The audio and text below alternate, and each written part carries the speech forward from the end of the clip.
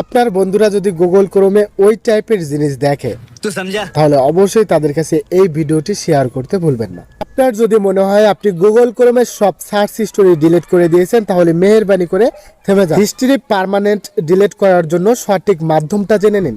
তার আগে আমার এই আইডিটাকে ফলো দিয়ে রাখতে পারেন। এমন সব ইম্পর্টেন্ট টিপস অ্যান্ড ট্রিক্সের ভিডিও কিন্তু আমি প্রতিনিয়ত দিয়ে থাকি, যা আপনাকে পরবর্তীতে অনেক কাজে আসতে পারে।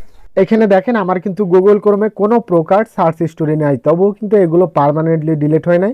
আপনারা কিভাবে পার্মানেন্টলি ডিলিট করবেন, এর জন্য আপনি আপনার প্লে স্টোরটা ওপেন করে নেবেন।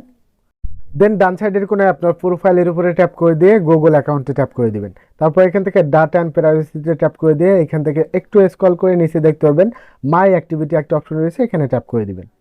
দেন আপনারা এখানে দেখতে পারবেন আপনাদের গুগল ক্রোমের সব সার্চ হিস্টোরিগুলো কিন্তু এখানেই রয়ে গেছে। এখান থেকে কিন্তু আপনাদেরকে পার্মানেন্টলি ডিলিট করতে হবে। আর এটা পার্মানেন্টলি ডিলিট করার জন্য আপনাকে যে কাজটি করতে হবে, এখানে দেখেন ডিলিট একটা অপশন রয়েছে, এখানে ট্যাপ করে দিবেন।